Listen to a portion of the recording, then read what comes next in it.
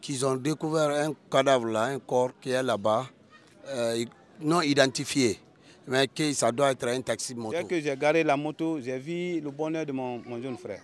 Il était couché, il était enfoncé dans un fossé. Dès que j'ai vu mon jeune frère, j'ai dit, ah, ça c'est mon jeune frère qui s'appelle Faya. Et j'ai été très très ébahi. On appelle, c'est dire à l'autorité de venir au secours. C'est-à-dire, nous, les taxis motos, la majorité des jeunes de la Guinée font taxi moto. Donc l'État doit nous prendre en charge, doit veiller sur nos pas. Il doit veiller sur nos pas. Parce qu'on sait que quand on parle de l'État, on parle de la jeunesse. Donc le président Mamadi Doumbouya tient toujours à la collaboration de la jeunesse. Et la jeunesse se trouve dans taxi moto. Donc les taxis moto doivent être surveillés par l'État et l'État doit faire son mieux pour nous secourir. On n'a pas là où aller se plaindre. Mais l'État doit nous prendre en charge, c'est-à-dire de veiller sur nous, faire nos enquêtes. C'est l'État seul qui peut faire ça. C'est Kamara Nabila Youssouf Li, sur le secrétaire général syndicat mototaxi CNTZ, préfecture Koya. Ok, nous avons appris qu'un de vos éléments a été assassiné dans la nuit d'hier. Dites-nous, qu'est-ce qui s'est vraiment passé? Bon, aujourd'hui, moi j'étais au bureau. Les bandes de 8h, 9h moins comme ça, là, j'ai été appelé par l'un de mes syndicats qui est à Kindoumaya. Qu'ils ont découvert un cadavre là, un corps qui est là-bas, non identifié, mais que ça doit être un taxi moto. Je leur ai dit, ok, il faut aller, le nom est Jidan, qui est notre syndicat représentant à Kindoumaya. Je leur ai dit maintenant d'aller voir si c'est notre syndicat ou d'aller voir si ce qu'ils ont dit même, si c'est la vérité. Donc il a été là-bas, donc il m'a appelé encore, il dit oui, celui qui est là-bas, c'est l'un de nos taximètres même qui est là-bas. Il a été poignardé par son cou, par les bandits non identifiés. J'ai dit ok, je viens. De 9h jusqu'à là où je suis comme ça, là, je n'ai pas eu le temps, je suis là-bas. Je suis parti maintenant. On a appelé les agents, c'est-à-dire la police de Kindoumaya est venue là-bas. Parce que c'est le lieu Kindoumaya, après Kindoumaya, Kuntaya. Donc la route, il y a, on dit Kalema. Voilà, Kalema. Maintenant, la police de Kindoumaya est venue, le central est venu, la gendarmerie est venue, brigade de recherche. Donc ils ont fait leur constat. Donc le procureur a été informé. Dès qu'il a été informé, il a dit maintenant qu'on va envoyer le corps à l'hôpital pour faire les diagnostics. C'était après en avoir fini de faire les diagnostics, on a donné le corps à la famille victime, c'est-à-dire les parents. Donc on a pris maintenant, nous les syndicats, depuis qu'on est là-bas, on a pu faire notre mieux au nom du syndicat. Donc on s'est mobilisé. L'enterrement a eu lieu à 16h. Donc à 15h30 et quelques, 15h35, on a fait le dépôt immortel pour Karba Mosquée. Donc après la prière de 17h, on a fait la prière du corps, on a fait l'enterrement à 17h à la cimetière de Karba. Donc c'est le nommé Kamara. Kamara, c'est un Lélé. Donc le jeune Lélé, il a sa famille là où on est dans la famille de victimes. Donc Dieu merci. On ne les connaît pas. La gendarmerie a fait son mieux, la police. Mais on remercie le brigade de recherche parce que ce sont eux qui nous ont assistés de là-bas jusqu'à l'hôpital, jusqu'à appeler le procureur, jusqu'à la négociation entre le procureur et la famille et nous, les syndicats. C'est la gendarmerie qui était là-bas. Donc on apprécie la gendarmerie. Ils ont fait leur mieux, ils ont fait leur travail. La police aussi était là-bas, mais c'est la gendarmerie qui nous en suit jusqu'à l'hôpital, jusqu'à nous donner le corps. Donc un adjudant Baldé. On remercie leur hiérarchie aussi. Merci. On remercie les taxis motos, le syndicat, l'intersyndical qui est là, la CNTZ, USTZ. On travaille en commun d'accord. Merci bien, monsieur. Est-ce une première dans ce quartier, dans la préfecture? Non, ce n'est pas une première, ce n'est pas une première, c'est pas une première. C'est maintes fois fait, mais jusqu'à présent, on n'a pas trouvé solution, on n'a pas mis main sur les coupables. Ce n'est pas la première fois. Ce n'est pas la première fois. Karba, Kindoumaya, ce n'est pas la première fois plutôt. Alors quel appel à l'endroit des hautes autorités? mon appel, c'est dire à l'autorité de venir au secours. C'est-à-dire, nous, les taxis-motos, la majorité des jeunes de la Guinée font taxi-moto. Donc l'État doit nous prendre en charge, doit veiller sur nos pas. Il doit veiller sur nos pas. Parce qu'on sait que quand on parle de l'État, on parle de la jeunesse.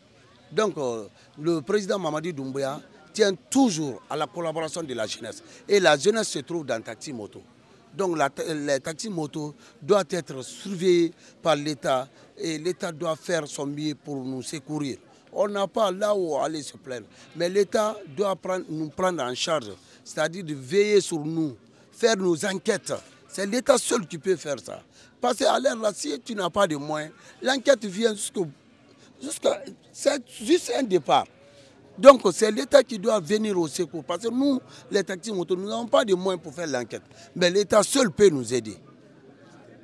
Merci à vous. Je suis Kamara Fasseli, je suis technicien, mais pratiquement actuellement je suis commerçant. Oui.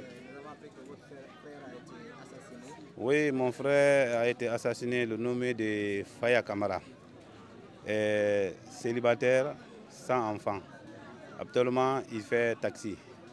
Il a étudié jusqu'en 10e et actuellement, il fait taxi. Alors, comment est-ce que vous avez appris cette nouvelle? Bon, le matin, bonne heure, à 8 h, on m'avait appelé, un ami qui m'avait appelé à Kindoumaya, en allant, après Kindoumaya, Kontaya, le lieu on appelle Kalema. On m'a appelé, il m'a dit que viens, je vais te faire montrer quelque chose, viens, dépêche-toi. Viens ici. J'ai dit, ah, il y a quoi? Je suis un peu occupé, je n'ai même pas déjeuné. Il dit, non, non, non, viens vite, viens vite. Et puis là où on est comme ça, et je suis pressé, il n'y a personne dans ma boutique. Donc viens.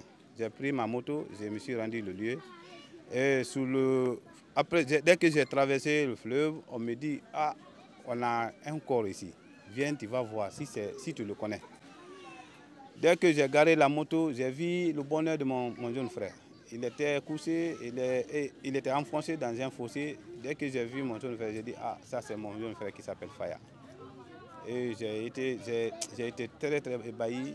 J'ai crié maintenant, j'ai commencé à appeler les parents. On a appelé aussi les autorités pour se rendre au lieu. Donc après, les autorités nous ont demandé, on a donné des informations, comment on a été alerté, j'ai expliqué tout. Et donc c'est ça. Et après, ils ont dit qu'on doit envoyer le corps à l'hôpital. Je les ai plaidoyé de me laisser le corps, on va aller faire enterrement. Il dit non, le procureur a donné autorité pour envoyer le corps et donner les diagnostics. Donc on a pris le corps, on l'a envoyé à l'hôpital central de Koya. Arrivé là-bas, les docteurs ont fait leur travail, après ils ont fait le rapport. À 14 h, quelques minutes comme ça, on a envoyé une délégation aussi, la gendarmerie, il est venu, il nous a rendu le corps. Et on a pris le corps, maintenant envoyé, ça a été enterré. Le victime, ça a été poignardé à cause d'une moto. Et la moto a fait plus de 3 ans, c'est avec lui. Après avoir poignardé, ils ont envoyé la moto, ils ont gâté son téléphone et il l'a mis à côté, après ils sont partis. Là où ils ont poignardé, il s'est déplacé plus de 100 mètres. De là où il a poignardé et là où il est tombé, c'est 100 mètres. Après, il s'est déplacé. Peut-être ils l'ont poursuivi pour ne pas qu'il parte. Après, j'ai trouvé la partie là, en un mot, c'était égorgé. Hein. Il est tombé dans le fossé maintenant. Baigné dans le sang. Donc c'était ça. C'était aux environs de quelle heure? Ça, c'était en environ de 9 h. On m'a appelé à 8 h, je me suis rendu là-bas à 9 h. Mais l'acte s'est produit vers quelle heure? Oh, d'habitude, il travaille le matin, il fait le taxi le matin. Après, à partir de 8 h, il se repose. De 8 h jusqu'à 18 h, il se repose. Après, il sort le soir comme ça pour faire le taxi.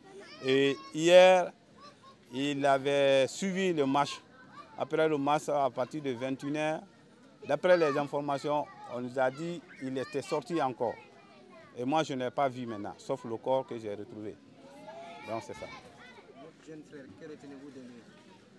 Ah, bon. mon jeune frère, lui, je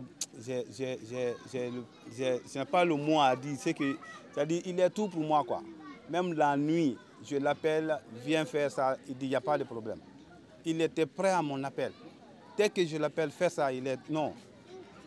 Non, c'est-à-dire, je suis étonné. Là où je suis comme ça, je ne peux pas supporter, vraiment. Il m'aide dans mes activités. Merci. Ah, le message que je vais lancer auprès de l'autorité, vraiment, l'autorité n'a qu'à faire tout possible de faire les enquêtes. Déjà, ils ont les coordonnées, ils n'ont qu'à faire les enquêtes. Et en plus, de mettre fin à ceci. On a beaucoup eu de les manières-là.